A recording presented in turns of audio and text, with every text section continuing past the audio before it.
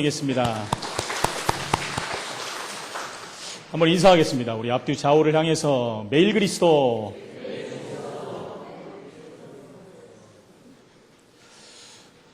가을비가 어제부터 하염없이 내리는 것 같습니다. 이런 가을이 오면 낙엽이 떨어지고 비가 오니까 사람들이 또 센티멘탈해지고 낙엽이 떨어지니까 내 인생도 떨어지는 것 같다라고 하는 사람도 있고, 특히 우울한 감정을 갖고 계신 분들은 그 감정을 또 이기지 못해가지고 또 어려움을 당하는 사람들도 있습니다. 여러분, 봄이 오든지 여름이 오든지 가을이 오든지 겨울이 오든지 우리에게는 예수가 그리스도임을 믿습니다. 가을이 오는데 내 감정이 이상해진다. 그리스도로 누리시기 바랍니다. 가을은 누가 말했죠? 남자의 계절이라고. 저는 아무 상관이 없어요. 가을이 오면 저는 뭔 생각이 나냐면 청소하는 아저씨들이 많이 생각이 납니다. 하염없이 낙엽을 쓸어도 또 떨어지는데, 그걸 보면서 그런 생각을 해봤어요. 아니, 한꺼번에 다 떨어지면 쓸지, 떨어질 때마다 저게 쓸면 얼마나 힘들겠느냐. 제가 이런 말을 했더니 어떤 분이 그런 얘기를 해요. 그러면 저 아저씨들이 할 일이 없어서 실직을 한다, 이런 말을 하는 분도 있겠죠. 저마다 다 이유가 있지 않겠습니까? 또 가을이 오면은 제가 어제 말씀을 준비하는데 가수 한 명이 생각이 나더라고요. 이상하게. 유명한 목사님이 생각난다든가 예수님이 생각이 나야 되는데 어떤 가수가 생각이 나요. 여러분도 아시지만 최연이라는 가수, 비가 와서 그런지 가을비 우산 속에로 불렀던 최연 씨, 오동립, 80년대를 주름 잡았던 가수가 왜 생각났냐면 뜬금없이 생각이 난 게 아니라, 제가 수년 전에 청담동에서 이렇게 사역을 할 때 사역을 마치고 집사님과 함께 식사를 하는 장소가 있었어요. 근데 옆에를 보니까 어디 많이 이렇게 보던 사람이 이렇게 앉아서 어떤 분하고 이렇게 식사를 하는 장면이 있더라고요. 보니까 그분이 채연 씨더라고요. 제가 옛날에 채연 씨 노래를 굉장히 많이 불렀거든요. 굉장히 좋아했고 또 한국의 최고 가수였는데, 이상하게 제가 마음이 이상한 거예요. 그 사람을 봤더니 그렇게 끝나버렸어요. 제가 왜 생각이 났냐. 그때 그분에게 전도지라도 하나 줄 걸.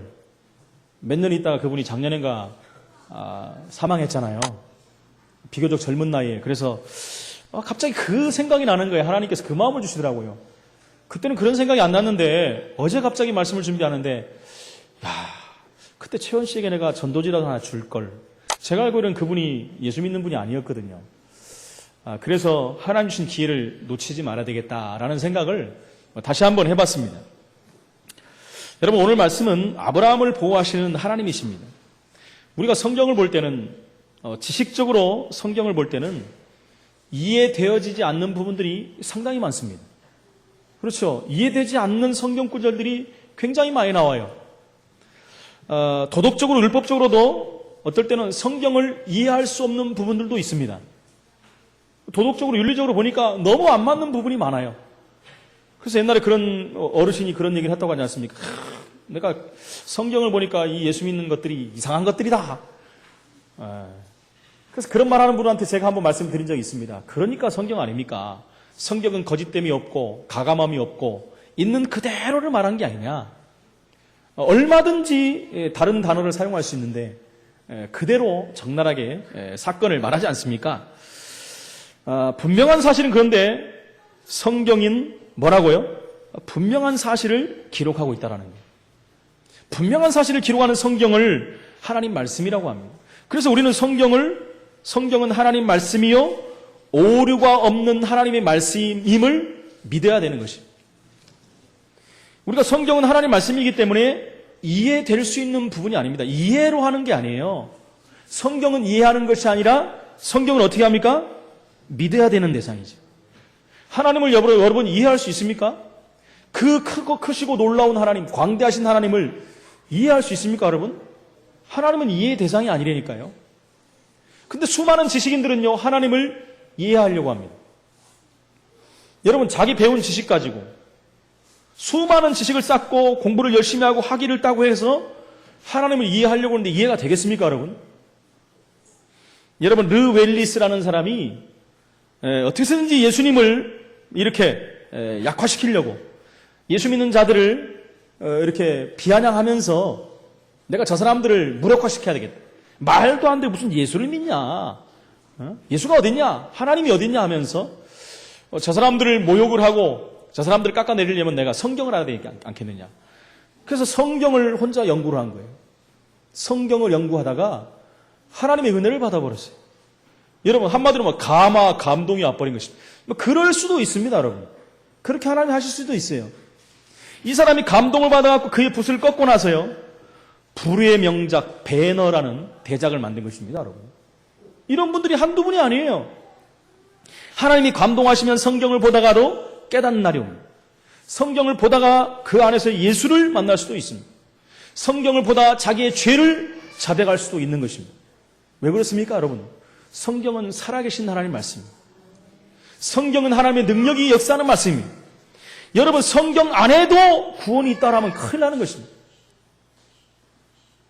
여러분 성경 밖에도 구원이 있다, 교회 밖에도 구원이 있다라고 말하는 사람들이 있습니다. 그건 성경을 모르는 것이고 하나님을 무시하는 것입니다. 여러분 하나님 말고는 구원의 대상이 없습니다. 요즘 어떻게 말합니까? 모든 종교에도 구원이 있는데 하나님은 종교마다 구원의 대상들을 다 주셨다. 이렇게 말하는. 여러분 맞는 것 같아요. 그죠? 교회 밖에도 구원이 있다. 맞는 것 같아요. 어떻게 보면. 여러분 그것이 속는 것입니다. 여러분 예수 밖에는 구원이 없는 것이 아닙니다. 예수 외에는 방법이 없어요. 다른 이로서는 구원 얻을 수 없는 방법이 없어요.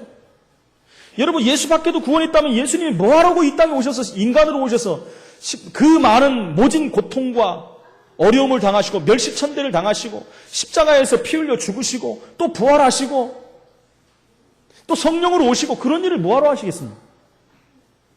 여러분 모든 자들이 구원의 대상 구원할 수 있다면 교회가 무슨 필요가 있습니까? 일부 때도 말씀드렸지만 이 비 오는 날 집에서 빈대떡이나 부쳐 드시지 뭐하러 교회에 오겠습니까? 여러분 저 경치 좋고 물 좋고 공기 좋은 절에 가서 불법을 듣고 불경을 외우고 그러지요. 뭐하러 교회로 옵니까? 그러지 않겠습니까, 여러분? 여러분 성경을 모르면 모든 것을 놓치는 거예요. 성경에는 진리가 들어있습니다. 성경 자체는 진리입니다, 여러분. 진리 대신 예수 그리스도가 성경이에요. 그래서 여러분 성경을 언약 중심으로 보지 않고 그리스도의 관점으로 보지 않으면 율법적으로 도덕적으로 성경을 볼 수밖에 없는 것이, 그렇기 때문에 성경은 이해될 수가 없는 거예요. 여러분 오늘 본문 이야기를 어떻게 이해할 수 있겠습니까?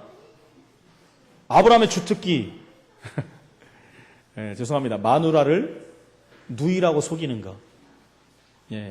아브라함의 주특기입니다. 아브라함의 모습을 통해서 우리는 믿음의 조상이란 아브라함이 왜 그래가 아니라 믿음을 통해 아브라함의 모습을 통해서 내 자신을 깨달아야 돼요. 하나님의 메시지를 우리는 봐야 되는 것입니다. 그래서 첫 번째 오늘 연약한 사람 아브라함입니다. 아브라함이 믿음의 인물이고 믿음의 조상인 것은 분명하나 그러나 아브라함도 육신을 가진 연약한 존재임을 우리는 깨달아야 됩니다.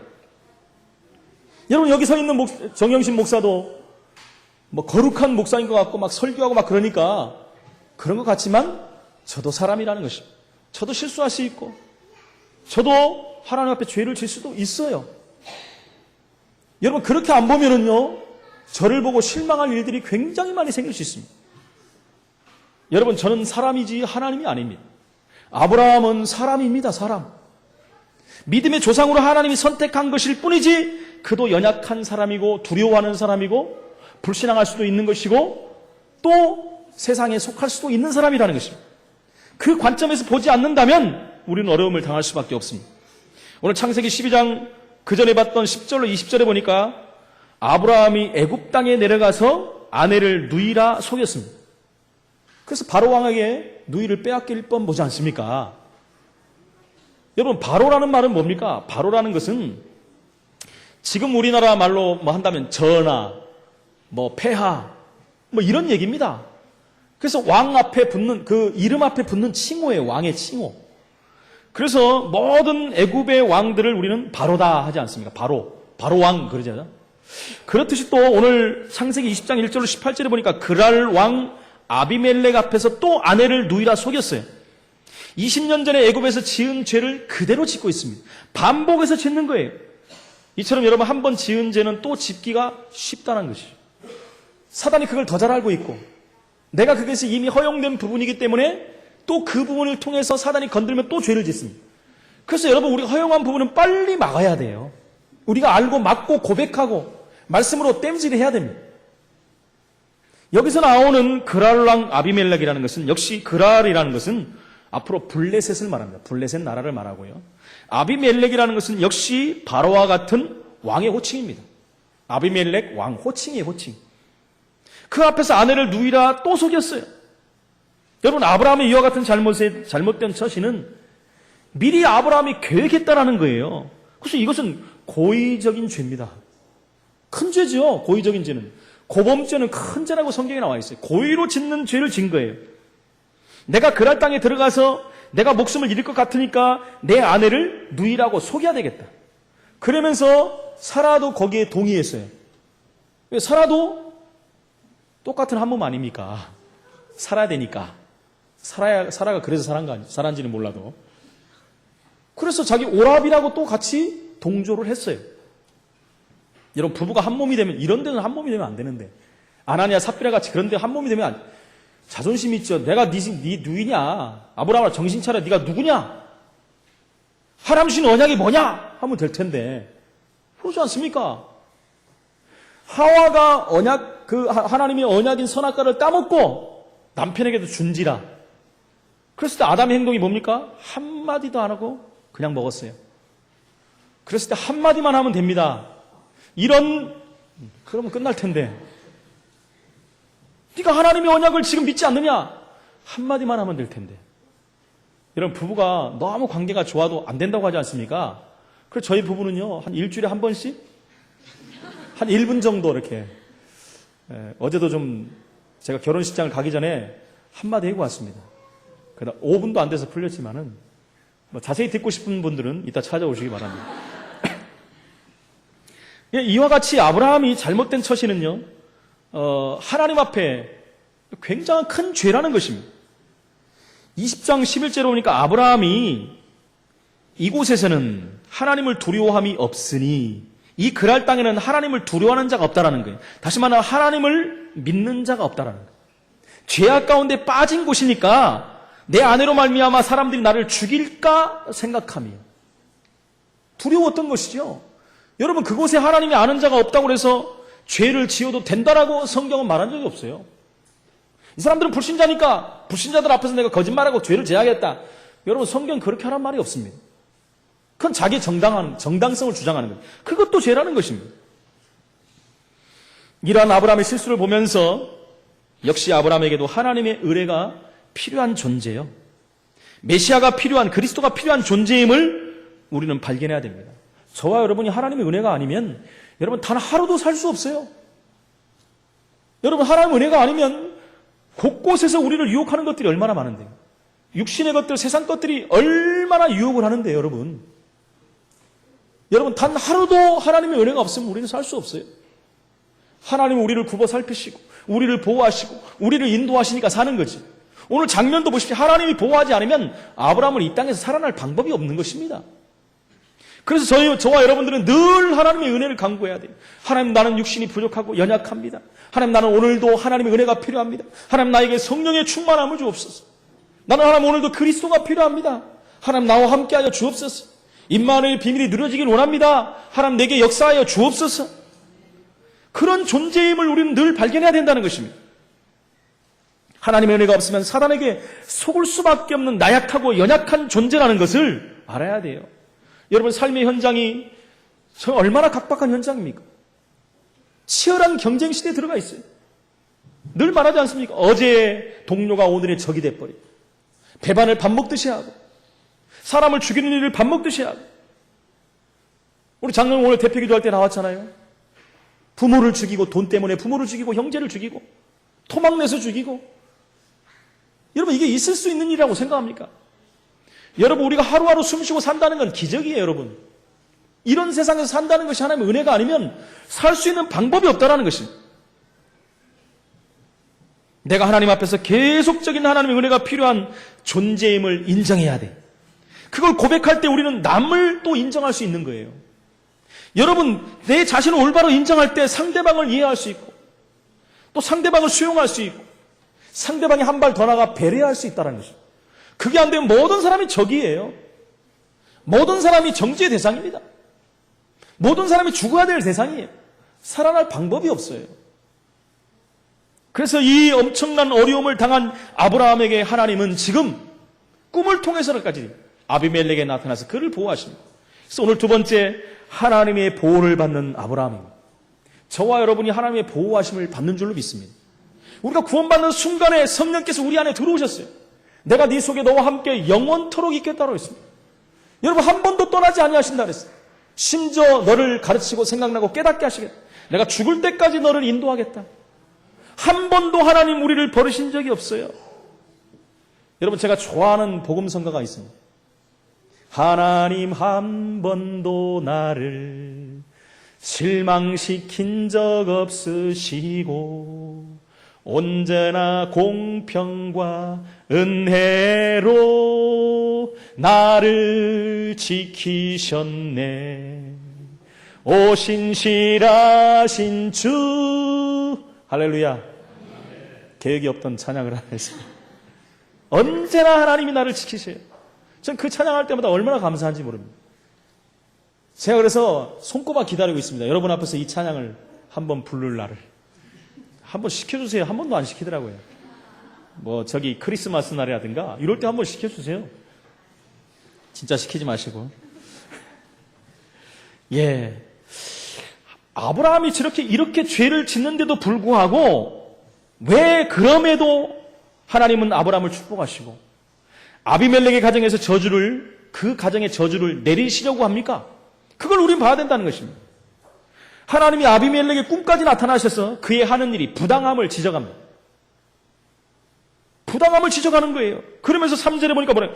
내가 이렇게 하면 죽으리라 라고 하나님이 마지막 경고를 합니다. 죽을 것이다까지 했어요. 그 말은 이러한 일로 아비멜렉의 집안에는 불임의 화가 미쳤습니다. 여러분, 죽는다는 게 생명을 끊는다는 것만 죽이는 게 아닙니다. 오늘 성경을 자세히 보면은 불임의 화가 미쳤다 그랬어요. 태를 닫았다라는 성경 말씀이 나옵니다. 나중에 태를 하나님께서 열었다라는 말이 나와요. 그 가정에 태를 닫아버리면 생명이 끊어진 거예요. 지금 그것을 말씀하는 것입니다. 그것은 결국 내가 죽으리라는 말씀이 사실적으로 아비멜렉 가정에 적용된 것입니다. 아비멜렉의 전 가정이 그것이 미쳤다라고 말합니다.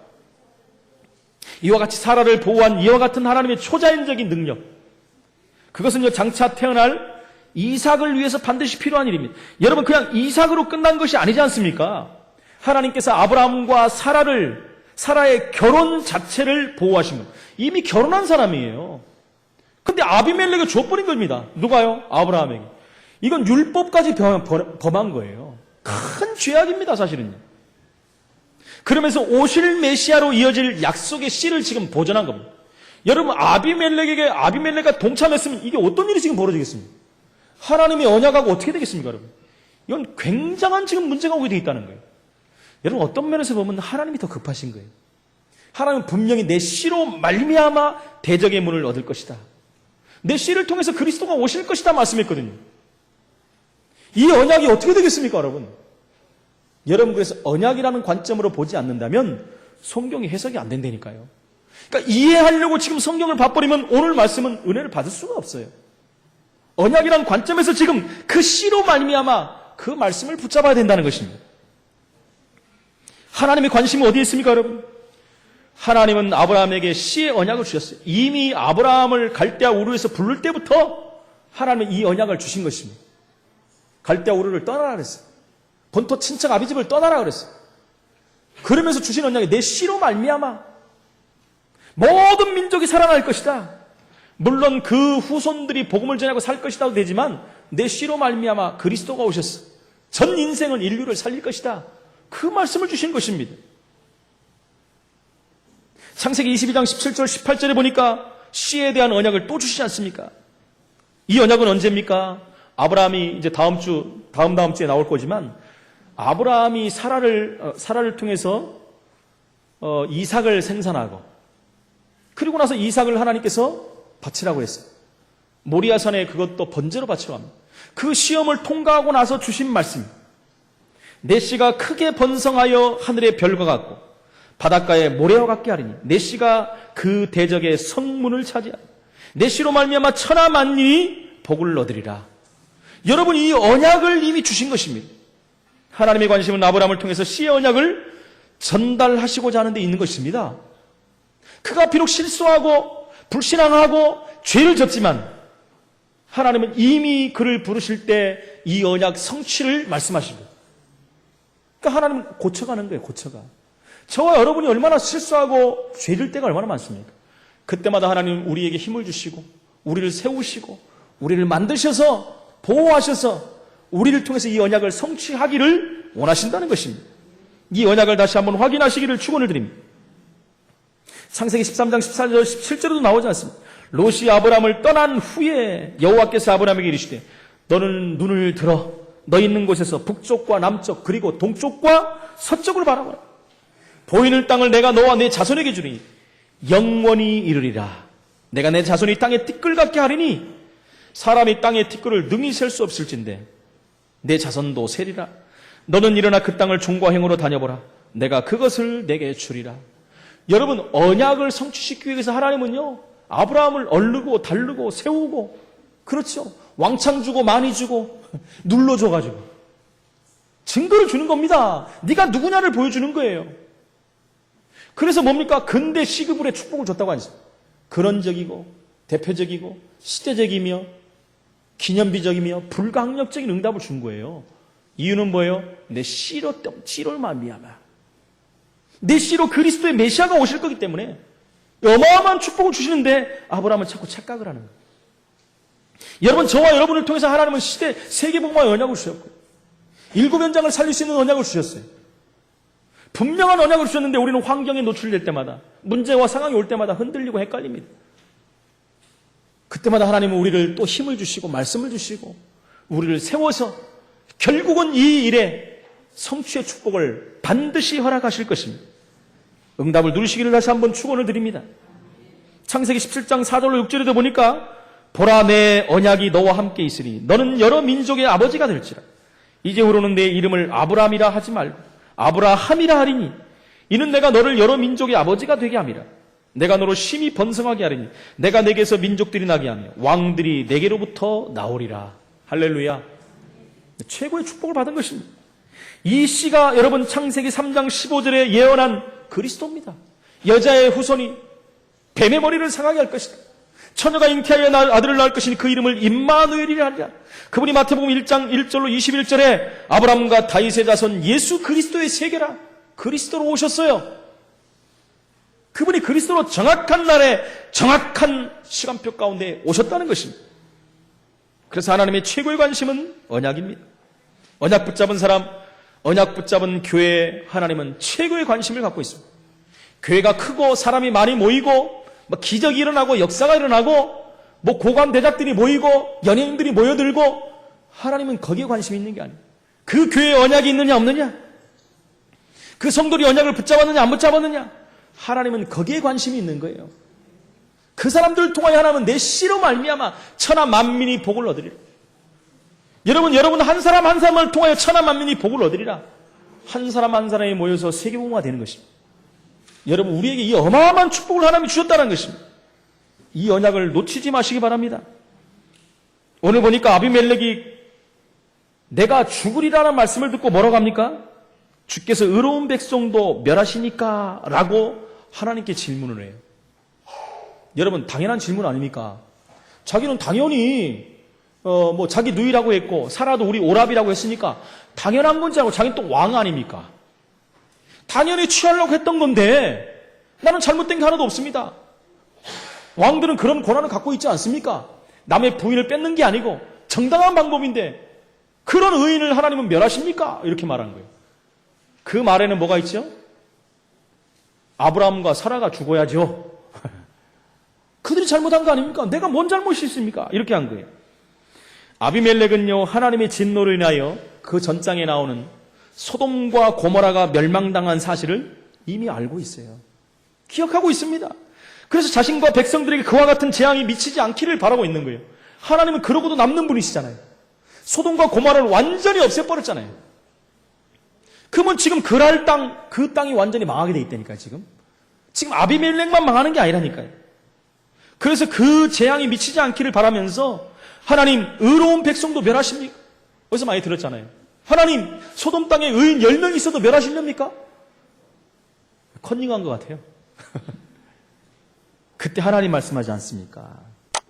그것은요, 아비멜렉이 살고 있던 성읍이 그 정도 소돔과 고모라만큼 타락되지는 않았다라는 것을 사실은 또 아비멜렉이 말하고 있는 거예요. 우리는 그 정도 아니었다. 근데 하나님 어떻게 하시렵니까? 라고 말하는 거예요. 그때 하나님이 뭐라고 하십니까? 아비멜렉을 범죄하지 않게 하셨다는 거예요. 그래서 너를 내가 지금 말하는 거 아니냐? 너에게 지금 말하는 거 아니냐? 빨리 보내면 된다. 보내면 그 재앙이 너희에게 미치지 않을 것이다. 그래서 내가 온전한 마음으로 이렇게 한 줄을 나도 이미 알고 있었다라고 말씀합니다. 여러분, 이건 무슨 말합니까? 여러분, 불신자들도 하나님 믿지 않는 사람들도 하나님의 일반 은총을 받아요. 그렇죠. 착하게 살면 복을 받습니다. 열심히 살면 복을 받아요. 그걸 말하는 거예요. 여기 나오는 의인은 구원받은 의인이란 말은 아닙니다. 하나님의 일반 은총에 들어온 사람일 뿐이에요. 여러분, 세 번째로 오늘 말씀해 보니까 7절에 보니까 뭐라고 합니까? 이제 그 사람의 아내를 돌려보내라. 그는 선지자라. 그가 너를 위하여 기도하리니 내가 살려니와 내가 돌려보내지 아니하면 너와 내게 속한 자가 다 반드시 죽을 줄을 알지니라. 그가 기도해야지 네가 산다라는 거예요. 선지자가 누굽니까 지금? 아브라함을 선지자라고 하나님이 말씀하고 있어요. 여러분, 선지자는 뭡니까? 히브리어의 나비라는 메시지에서 나옵니다. 나비, 날아다니는 나비가 아니라 선지자를 나비라고 합니다. 그것은요, 길을 말하는 자. 무슨 길이요? 하나님 만나는 길을 말하는 자. 인생이 하나님 만나지 못해 죄 가운데, 저주 가운데 빠져 고통당하지 않습니다. 하나님 만나지 못해서 유리하고 방황하지 않습니다. 그래서 여러분, 하나님 만나는 길을 찾으려고 스스로 노력하지 않습니다.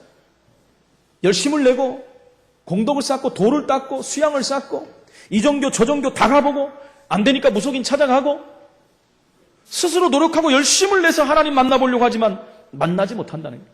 그 하나님 만나는 길을 연 선지자예요.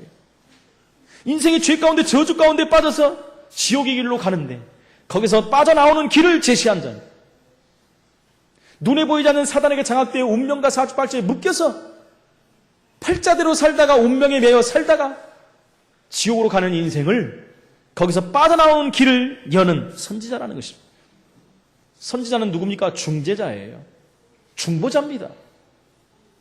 그래서 하나님께서 아브라함을 선지자라고 칭하셨는데 그것은 다시 말하면 하나님의 뜻이 아브라함을 통해서 이루어진다는 거예요. 이걸 우리 언약 관점에서 보면 아브라함을 그리스도라 표현하는 것입니다. 그리스도의 예표라고 말하는 거예요. 예수님은 우리의 중보자 되십니다. 십자가에서 절대 해결할 수 없는 문제를 다 해결하시고 다 이뤘다 말씀하셨어요. 그리스도가 돼서 인생 문제를 다 끝내버렸다는 거예요. 중보자. 지금 아브라함을 통해서 하나님이 그걸 말씀하는 것입니다. 아브라함을 통해 이루어지며 아브라함은 하나님의 사람인 것을 지금 의미하고 있는 것입니다. 여러분, 아비멜렉이 사라를 취하려고 한 것은 선지자의 거룩성을 훼손하는 것이죠. 하나님의 신성을 모독하는 것입니다. 그러지 않습니까? 하나님 대신하는 사람입니다. 한 나라의 대사에게 멸시와 천대를 주면 그 나라 대통령을 멸하는 거나 똑같아요. 전쟁이 일어납니다, 여러분. 그래서 아무리 못된 나라도요, 그 나라의 여러분 대사는 건들지 않아요. 그것은 선전포고나 다름없는 거기 때문에. 지금요, 선지자를 건든다는 것은, 선지자의 아내를 범한다는 것은 하나님의 신성을 모독하는 거예요. 커다란 죄라는 것입니다. 그래서 아비멜렉의 신성 모독죄는 선지자 아브라함의 중재 기도를 통해서만 용서를 받을 수 있는 거예요. 하나님이 말씀한 거예요. 이거 다른 사람이 말하는 게 아니라 그가 너를 위해서 기도할 것이다 그랬어요. 오늘 저와 여러분 때문에 우리의 지역이 살아날 수도 있고 저와 여러분 때문에 우리 지역이 망할 수도 있습니다. 죽을 수도 있습니다. 선지자는 이와 같이 중요한 역할. 하나님이 저와 여러분을 선지자적인 자리에 앉히셨습니다. 저와 여러분을 왕적인 자리에 앉히셨습니다. 저와 여러분을 제사장적인 위치에 앉히셨습니다. 베드로전서 2장 9절에 보니까 너희는 왕 같은 제사장이다. 그리스도의 덕을 선전하는 자로 저와 여러분을 부르신 것입니다. 예수님이 하신 일을 우리에게 맡기신 거예요. 그렇죠. 하나님 만나지 못하는 자들이 하나님 만나는 길을 열라고 그랬어요. 그것을 말하라고 했습니다. 죄와 저주 가운데 빠져있는 영혼들에게 죄와 저주에서 빠져나오는 길을 설명하라는 거예요. 운명과 사주팔자에 묶여가지고 고통당하는 저 영혼들에게 거기서 빠져나오는 길 예수 그리스도를 말하라는 것입니다. 저와 여러분의 사명이 여기에 있다라는 것입니다. 17절 18절에 보니까 아브라함이 하나님께 기도하며 하나님이 아비멜렉과 그의 아내와 여종을 치료하사 출산하게 하셨으니 여호와께서 이왕에 아브라함의 아내 사라의 일로 아비멜렉의 집의 모든 태를 닫으셨답니다. 할렐루야. 오늘 일부 예배 때 죽은 자를 살리신 예수 그리스도, 생명의 근원 되신 예수 그리스도, 생명의 근원 되신 예수 그리스도입니다. 오늘 태의 문을 닫기도 알고 열고 하시는 생명의 근원 되신 하나님. 아비멜렉 가문의 태를 닫았던 하나님께서 그 태를 열어버렸어요. 누구의 기도로요? 아브라함의 중재 기도로. 언약을 가진 아브라함이 기도할 때 하나님은 아비멜렉 가정의 모든 것을 회복시키신 것입니다. 이 축복을 저와 여러분이 받으신 줄로 믿습니다. 하나님이 왜 아브라함을 축복하셨습니까? 다시 말씀드립니다. 아브라함에 대한 하나님의 계획이 있습니다. 그 가정 가문 후대를 통해서 하나님은 임마누엘의 축복을 드리며 하나님 자신이 영광을 받으시고 그 영광의 최고의 하이라이트는 그리스도입니다. 그리스도가 나타나기 때문에. 그래서 아브라함이 가정을 통해서 하나님의 영광을 받으시려는 계획을 하나님은 갖고 계신 것입니다. 아브라함의 가정에 자손을 주실 것을 그래서 약속하죠. 계속 약속하는데 아브라함은 헷갈리고 있는 거 아니겠습니까? 여러분, 이 언약이 사상화되고 체질화되지 않으니까 환경 문제 앞에 흔들리는 아브라함이에요. 그래서 늘 말씀하지 않습니까? 언약이 사상이 되고 복음이 체질화되고 그리스도가 각인화돼야 된다는 거예요. 여러분, 세상에 그 어떤 것들로, 육신의 것들로 각인화시키면 안 됩니다. 왜요? 이런 문제, 사건, 어려움이 왔을 때 내 안에 있던 것, 각인된 것들이 나와버려요. 아브라함의 안에 각인되었던 두려움이 나와버린 거예요, 여러분. 언약 알지요? 하나님 알죠? 전능자 알아요. 하나님 여태까지 역사하셨던 것을 다 알아요. 근데 실제적인 상황이 와버리니까 내 안에 있는 것이 나와버린 거예요. 여러분, 저와 여러분이 그럴 수 있다는 거예요. 그래서 각인의 작업이 너무너무 필요하다는 거예요. 아브라함을 통해서 하나님은 그 이웃과 민족을 살리시고 축복하시려고 하나님은 계획하고 계십니다. 전 세계가 하나님이 살아계심을 알고 하나님 앞에 돌아오는 그 응답을 받게 하기 위해서 언약 붙잡은 아브라함을 축복하고 계시는 것입니다. 여러분, 하나님은 우리의 행한 조건을 가지시고 축복하시고 벌하시는 사람이 하나님이 아니십니다. 그러므로 오늘 우리가 하나님 앞에 하나님의 은혜와 긍휼 가운데 예배 드릴 수 있음을 감사해야 돼요. 여러분, 이 시간에 범죄 가운데 노출되어 있는 사람도 있습니다. 이 시간에요, 정말 가장 귀한 시간을 놓치고 다른 곳에 가서 예배하는 사람도 있습니다. 절에 가서, 천주교에 가서, 이상한 종교에 가서 엎드려 있는 사람도 있습니다. 하나님은 저와 여러분을 사랑하시고 은혜를 주셔서 하나님 전에 우리를 부르셔서 하나님 앞에 예배할 수 있는 최고의 은혜를 주신 것입니다. 여러분, 이거 하나 놓고도 우리는 감사가 넘쳐야 돼요. 여러분, 무엇 때문에 우리가 짜증내고 신경질나고 열받고 원통합니까? 여러분, 전부 육신적인 것이에요. 다 내려놓으시기 바랍니다. 우리가 구원받은 하나님 자녀인 것, 우리가 하나님 앞에 예배드릴 수 있다는 것, 우리 입으로 그리스도를 선포할 수 있다는 것, 이것만큼 큰 축복이 어디 있겠습니까? 이 응답을 다시 한번 확인하는 선지자의 축복을 누리시기를 축원을 드립니다. 결론적으로 말씀드립니다. 인간은 연약합니다. 연약하기 때문에 연약한 모습이 보이면 우리는 그리스도의 사랑으로 그들을 포용해야 돼요. 수용해야 됩니다. 이해해야 됩니다. 한 발 나아가서 그들을 위해서 기도하는 사람이 되어야 된다는 것입니다. 여러분, 연약한 아브라함이 누굽니까? 그 시대를 살릴 수 있는 씨의 언약을 가진 선지자입니다. 여러분, 이 시대에 똑똑한 사람도 많고 많은 것을 가진 사람도 많고 많은 일을 하는 사람도 많습니다. 하나님은 그 사람들을 통해서 일을 하시는 게 아니라 언약 가진 저와 여러분을 통해서 그리스도적인 삼중적적인 일을 하기를 원하시는 것입니다. 이러한 아브라함이 이웃을 위해 기도할 때 저주가 떠나가는 모습을 볼 수 있습니다. 우리가 이러한 축복을 받은 것입니다. 계속 중보 기도에 대한 메시지를 제가 하지 않습니까? 저와 여러분의 중보 기도가 지역을 살릴 수 있는 것. 저와 여러분의 중보 기도가 우리가 연약한 것 같지만 시대를 변화시킬 수 있고 우리의 정치, 경제 모든 것을 붙잡고 있는 정상에 서 있는 사람들을 살릴 수 있는 것. 우리의 중보 기도가 우리의 후대를 살릴 수 있는 것이고 하나님 우리에게 맡겨진 7 지역을 살릴 수 있는 것입니다. 뿐만 아니라 저와 여러분도 연약하기 때문에 하나님은 우리에게 은혜를 주십니다. 그 은혜에 감사하며 이 축복을 누리며 이 언약을 붙잡고 성취의 축복을 누리는 한 주간의 축복을 누리는 하나님의 사람들이 되시기를 예수 이름으로 축원을 드립니다. 살아계신 하나님 은혜를 감사합니다. 오늘 아브라함의 연약하고 부족한 모습을 보였지만 하나님 주신 언약으로 하나님은 그를 또 보호하시고 그를 세우셔서 언약을 이루어 나가시는 것을 볼 수 있습니다. 하나님 은혜가 없다면 우리는 한시도 살 수 없고 하나님의 보호하심이 없다면 우리는 이 땅에서 견딜 수가 없는데 하나님 우리에게 은혜를 주시고 우리를 보호하시고 우리와 함께 하시며 우리를 통하여 영광을 받으신 하나님께 감사를 드립니다. 이 언약을 다시 한번 확인하고 붙잡고 우리 삶 현장에 성취되는 축복을 누리는 하나님의 사람들이 될 수 있도록 성령으로 역사하여 주옵소서. 살아계신 예수 그리스도 이름으로 기도합나이다. 아멘.